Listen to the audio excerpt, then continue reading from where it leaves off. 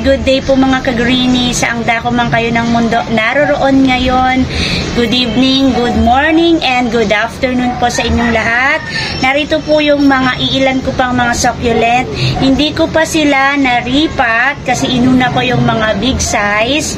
So eto pa, meron pa akong iriripat ngayon, pero merong gustong sumama sa aking video magripat, si Chad Chad. Dali ka, Chad, say hello.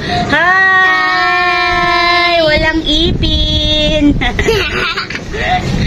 Iripat pa natin yung mga natira ko pang mga succulent na in-unbox ko pa last day. So let's go! Ang uunahin ko ay yung mga pre. Ito. At ito yung pot na aking gagamitin. Naglagay na nga pala ako ng matanghito na toppings. Yung pre ng aking seller ay hindi ko po alam ang name kasi bago po sa akin. Ayan, o sa paningin ko, yan. Pero hawig siya sa mga sedum clavatum. At ito, horseshoe. Pagsasamahin ko po sila para lush po sila tingnan. Yan, at magbubutas lang po ako sa gitna gaya po ng aking ginagawa sa mga nauna ko pang mga succulent dahil maglalagay po ako ng cultured soil. At yung aking cinnamon po. May mga iilan na nga po pala dyan na nag-roots na siya. Mamaya ipapakita ko po sa inyo kung alin po dyan ang mga nag-roots na. Ayan. So, magkwentuhan tayo. Chat with me. May nagtanong kasi doon sa comment box ko kung saan po daw ako bumibili ng pots ko. So, yan, yung mga pots ko na yan. Kulay green na ngayon. Pero nabili ko po yan ng original color na white. Sa Dangwa ko po yan binibili. Ilagay ko na lang po sa screen kung anong shop yung pinagbilhan ko. Yan, next. At medyo hawig siya kay banana din. May pagka din siya kay banana. Legi na. Mahaba na. Kapag nag-new roots na siya, agaano na ako. Magkakat na ako sa kanya. May nagtanong pa rin sa akin sa comment box ko, saan po daw ako bumibili ng jade ko.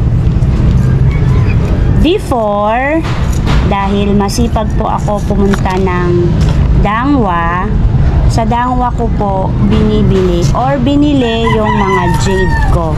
Pero ngayon, pwede kayong bumili via online. Kasi marami pong mga seller ngayon sa Benguet na nagbebenta rin po ng mga jade. Pero kung within Metro Manila kayo o Manila kayo, ayaw nyo na pong mag-order sa Benguet, yung mga seller ng Benguet, pwede po kayo sa Dangwa bumili. Yung jade po sa Dangwa is 25, merong 30, pag medyo malaki na po, 50 po. Yan. So, ito po yung pre sa akin ng aking seller. Yan, dito ko muna siya ilalagay sa gilid. At next, ito siguro si Mrs. Richard, yung name ng aking husband, pero may napansin ako sa kanya. Ayan, inanuhan ko siya, tinanggalan ko siya ng bahagi ng kanyang stem kasi nakita ko na meron siyang stem na basa siya. So tinanggal ko, mashi, nilagyan ko ng cinnamon. Ayan, natuyo na siya. At ang good sa kanya, mabilis po siyang magkaroon ng new roots kahit po hindi siya nakatanim agad or hindi siya tinanim agad. Ayan po, marami na po siyang new roots. Ito po yan, new roots po yan. Ito rin new roots. Yung ditong parts po niya, new roots na siya. So maganda na po siyang itanim kasi meron na po siyang panibagong roots. Yan. At magbutas po tayo. Tayo po tayo ng cultured soil. Nandito si Chad-Chad sa tabi ko kasi ayaw niya pang bumaba doon. Gusto niya dito lang daw siya sa tabi ko. Sige, wag lang ikaw ingay, mahal, ha? Opo, sige. Ayan, na si Mrs. Richard. Oo, pangalan siya ni Papa. Oo, Papa ko. Okay, Papa next. Richard. Papa Richard. So, ayan, variegated siya at maganda siya. Talaga naman. Next, dito na lang muna siya. Yung next ko ay ito. Si Buddha Temple. First time ko po magkaganito. Sana lumaki siya sa akin ng bonggang-bongga. Yan. May nag-comment pa rin sa comment box ko. Nagbibenta po ba daw ako ng jade? Hindi po ako nagbibenta ng jade. Ako po ay bumibili lang ng jade sa Dangwa. Kung gusto po ninyong bumili, bumili po kayo doon. Meron po akong video niyan na mga seller ng Dangwa. Ang alam ko po, si Ma'am Rhea Awal at si Ma'am Resty Amado. Yun po yung active pa doon. Hindi na kasi ako napasyal doon, kaya hindi ko na po alam kung sino yung mga bagong seller. Ayan, ang ganda niya, oh, diba? Na ano siya, na disalign siya kasi nga air dry, pagkatapos yung pinanggalingan niya, nabaluktot siya. Pero kapag nahanginan na siya, at yan, kagaya nito, nakapat na siya, mag-aano na yan siya, dediretso na siya. So, dito muna ikaw, Buddha Temple. At next, ay ang aking Shangri-La Hotel. Ang ganda niya. That's why, gustong-gusto ko siya kasi alam nyo naman, ganito yung form ng succulent ang gusto ko. Mga lash type. At sa tingin ko, kapareho siya ng mga moonstone. Ayan, may tinanggal nga pala ako kasi matatanggal na siya. Ayan, o, galing siya dito, natanggal na. Kaya, pinaghiwalay ko na. Tip ko lang muna sa cinnamon. Meron na rin tong mga new roots. May mga iilan na rin pala siyang new roots. Basa ulit tayo. May nagtanong sa akin ng update ng aking Stargazer. Marami pong nagko-comment sa Stargazer ko. Yung Stargazer ko po ay nabili ko siya sa Divisoria. Matagal na po yun. At maraming nagtatanong doon na na-scam po ako. Nasagot ko na po yun. Ayan, ang ganda-ganda niya. Meron pong natanggal at ipopropa natin. Next ay itong aking ayan, raindrops na talagang na-disalign na siya. Hindi na siya naka-pop up. Sa tagal ba naman, naka-air dry. Yan nangyari sa kanya. Balik tayo sa Stargazer.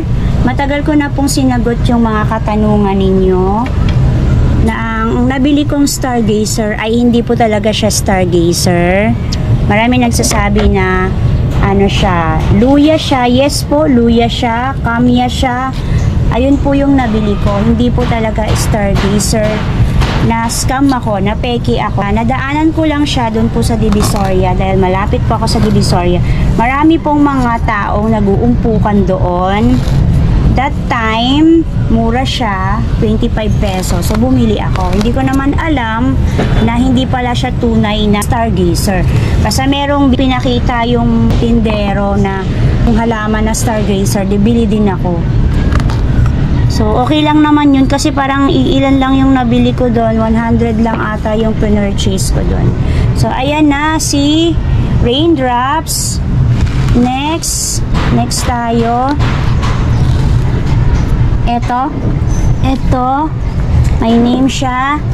Ayan o, si Venit Guillaume.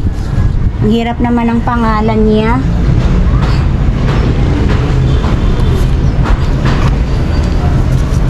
Ayan, so Balik ulit tayo dun sa aking Stargazer.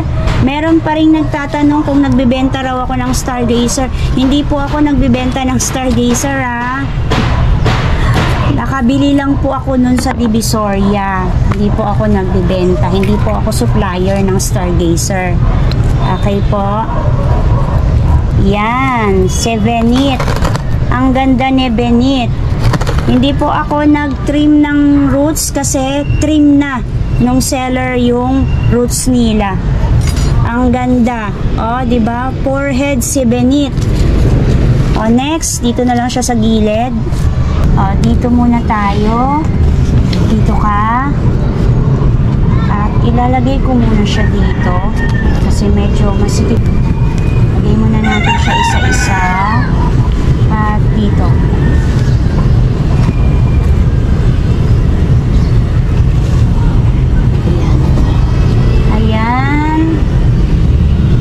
So, next, eto muna, red lantern. Red lantern, parang hawig siya ng mga multicalious. Sana mabait sa akin si red lantern. Yan, pinatong ko lang siya. Eto maganda, kasi po, oh, punong-puno na po siya ng new roots. Ayan po, new roots po siya. Ayan o, yan. Buong ayan. Ikot pa tayo. Ayun po, may new roots po siya dyan. So, maganda na po siya talagang itanim. Dahil magi-stable na po siya agad. Okay. Ayan.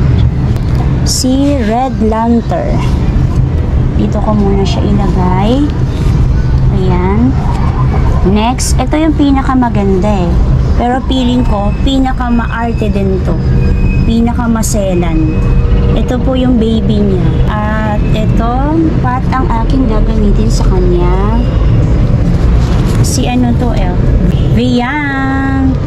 Diba? Pangalan pa lang. Sana hindi mo arte. Oh, ang konti lang niya, oh, pero ganda talaga niya. Ang kapal ng kanyang parina. Tapos yung tip niya, ang ganda-ganda. Cute. Next, dito ka muna. At sunod, ito rin yung sumunod na maganda. Ayan, Muesli. Ito siya, oh, rosette type, pagkatapos may mga tusok-tusok na ganyan. Sana hindi siya maarte, diba? Pagkatapos ko ipat, tatanggalin ko to. Ito yung aking gagamitin. Mayroong mashi dito sa ilalim. Tanggalin ko na siya.